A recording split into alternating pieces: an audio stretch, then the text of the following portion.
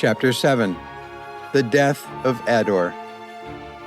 Illorn and company were bound and taken to a wagon, though they were not hoodwinked or gagged. Therein Illorn found his bag, and was relieved to find his bow. There they were commanded to maintain silence, though Illorn inquired them despite the fact. "Why have you taken us?" he said. The woman with them laughed and kicked his hurt leg, which had been bandaged. She named herself Morgantha Arnhart, and answered, "For 5 years we have been searching for Oddmere the traitor, and at last we have found him." Oddmere spat upon her face, and she winced in disgust. Her other men looked at each other, expecting her to slay Oddmere in that moment, but she instead wiped her eye and asked Illorn, "Do you know why no one flees from the War of the Owls?" Illorn shook his head. "In truth, many attempt to escape, but they do not get far. They are tracked and found and taken back to Aletha to be hung, all except Oddmere, who has managed to hide himself away somewhere. But lo, what more could I expect from the master of these forests, the one who leaves no trail, yet finds and knows all paths?" "Thy house and your people are sick," said Oddmere. Morgantha took her sword and rent his brow. He fell, but screamed only for the moment he was stricken. He straightened himself, dizzy, and with blood trailing over his left eye. "Strike me until I swoon," said he, "for until I die I will continue to curse your name." Morgantha issued him a terrible gaze. The blood on her sword dripped onto the wood of the wagon as they rode over lumps of dried earth and stone. "Do it, then. You have nothing to lose." "I'd spit in your sister's mouth if I fought one more battle for you." Therefore silence, and the wagon continued onward. The 5 men with Morgantha were wise to not speak or make any noise. She then laughed and wiped the blood from her blade. "I'll be happy when Giborn finally raids your kind from this land." Oddmere stopped, realizing what he almost said. Therewith, like adder striking prey, she thrust her sword into his left eye and tore it from his socket. "By the gods of heaven!" His screams were terrible, and he bled so harshly that the floor of the wagon forever became a dark crimson.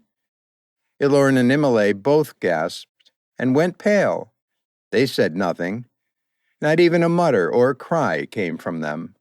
Illorn in his youth had once heard a heart cry in agony as it was torn piece by fell wolves and their hungry cubs. The heart cried dark and low panicked moans that could be heard throughout his village. It was so terrible, he plugged his ears until it finally passed. Likewise, Oddmere's screams were not low. They were high-pitched and broken. His voice cracked and cried and did not drown into silence until he swooned from the loss of blood. That, Illorn decided, was the worst sound he had ever heard. "And are you going to save him and thwart his bleeding?" Morgantha asked her captives. Ador tore a muddied strip of linen from his satchel and used it to wipe the sweat from his forehead and bandaged the unconscious Oddmere. He soon after swooned from the sight of gore and blood. Oddmere awoke hours later, unsure if he was going to live, and said nothing more until they at last rode into Aletha. For by it was night, wherefore the sentinels without the city's gates thought them mad for riding within the dark. But to call the place of Aletha a city is to mislead one from its true nature. A city has commons, and it has markets and paved roads of cobble. This place was nothing of the sort. Its ground was mud, and its walls were hewn logs. Men stood with dart and bow at all corners of the city, while those who were able sharpened their weapons in case of an attack. Illorn thought the torchlight to be a welcoming sight, though when he realized the smell of this place, He wished Morgantha had rid him of his nose, along with Oddmyr's left eye. Morgantha left them before the largest building within Aletha, which stood at the heart of the city. She commanded 2 men to take Illorn and his company to dark cells where they were commanded to remain quiet. And, being too tired to protest, they obliged and slept therein upon hard floors. At early morn, Illorn, Emilay, Oddmyr, Bajor, and Ador were aroused awake just as the sun 'gan to rise in the east. They were then fettered and taken back to the keep, where they were ordered to remain quiet. But Ador was sharp and cared little for being treated like thralls by men he was sent to serve, and he said to them, "Tell us now what you intend with us, or tell us what crime we've done in the least." The only response he received was a pommel to his hip, and he forthwith fell upon his new hurt. Illorn looked forth and back, noticing the many men and women pursuing their labors. They made the sounds of iron striking anvil and hammer smiting wood.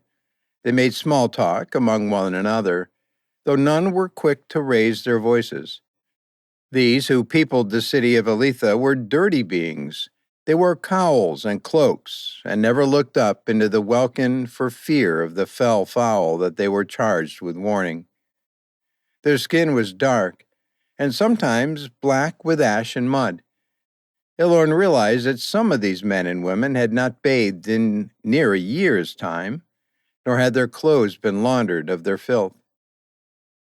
Morgantha returned to them with 2 men at her side, and they were taken before the northern gate of the city, where most were gathered. But as they fared further into the sullied rabble, they began to notice the many grim faces staring upon them all.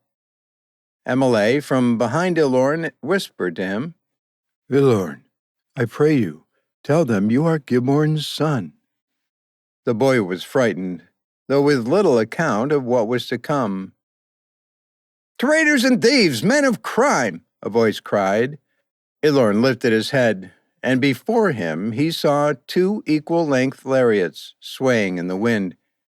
He turned and saw Oddmyr behind Emilay, frowning, but otherwise forlorn of expression of grief. "I'm sorry, Oddmyr," said Illorn. "I do not know what it is we do here, or what for these ropes dangle, but I sense them to be ill for us. I should have never delivered you from your home." And Oddmyr said to him, "Do not look weak, Illorn. I did not intend to have led you here. But do not be fooled by the gloom of this crowd, for many of them are your secret allies." Emilay stood still with naught to say or show, save a lonely tear that let loose from his welling eyes. And after a quarter of an hour, when the sun was shining well upon them, Morgantha appeared again as she stepped onto the platform whereat the ropes swayed. 2 men cut loose Oddmyr and Ador and led them behind Morgantha as she spoke to the people before her. "Hear you, and hark, paladins of mine house. You who are good rights and warriors bound by love and an unbreakable chain, forged from fire and fury are great, and forever shall you prosper, and forever shall mine house be indebted to your beauty and service for the good work you do. But yet there are those who attempt to break the chain that binds us as brothers. There are also those who wish to plot against your righteous work and sully your well-being. But I, with the assistance of my party, have captured a host of these said ill-doers and brought them before you for your justice. But that is not all. To further the glory of our spoils, one of these men is the infamous Oddmyr, foe and coward, plotter of your dooms and designer of your ends. And today, at last, he shall be hung for your mirth." Then, as Oddmyr and Ador were noosed, Bajor jumped and cried, I pray you spare my brother, for he is mine only blood. I beg you, we are ill-sentenced, and have committed no crime. And Ador shouted back to him, Brother, save me, I beg you. O brother of mine, I rue this, free me. And they both cried, but were both smote by pommels and made still by stronger men. Morgantha let her grin grow sharp, so that all her teeth showed their plague as angry churls wooed and gan to throw stones and manure. Though still, Ador shook to loosen his bonds in vain, and as so, a man with robes of brown gan to read to him the prayers of the holy matron, whilst a lever athwart him was gripped by a woman of ashen mien. Illorn! Oh, Illorn! Shouted Emilay, but in such dark shock the son of Giborn did not move or speak. But as he at last grew the strength to ope his mouth, the lever was pulled, and Ador fell through the trap-door with a noose at his neck. He writhed and kicked, but before even a sentence of his describing misery was said, he was dead, and still like a puppet bound to a string. I'm the son of Giborn, Illorn shouted, but it was too late.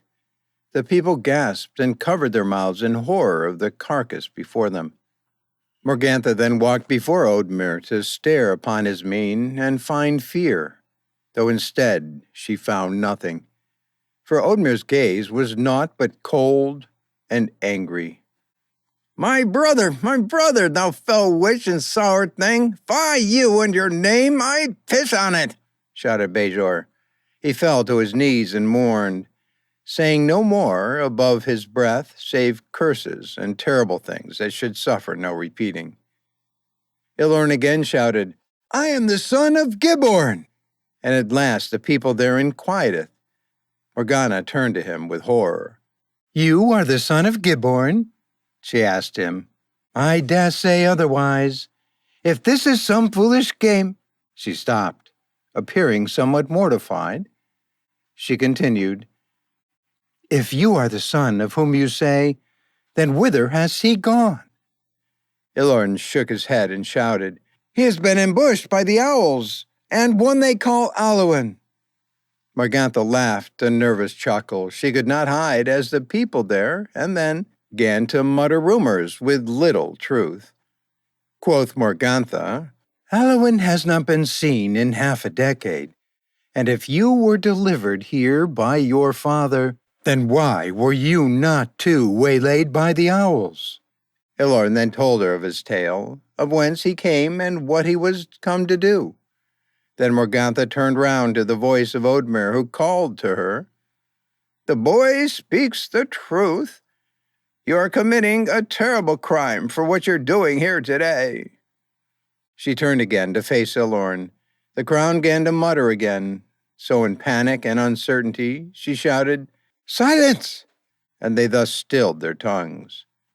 If only you had taken the time to listen to us, would you have been safe from this mess you have put yourself in, witch? Oddmere continued. I said silence, Morgantha roared. Be him the son of our commander or not, I do not care. My family has long since forfeited their love for Giborn, and the death of his child would only bring us happiness. For by you are less loved than even he is, Oddmere. I would be making a mistake in letting you live. Therewith, the witch grabbed the lever aside her and put her strength behind it, but as she began to feel it give way to her force, she heard from yonder, Stop this madness! And all turned to the voice and knelt.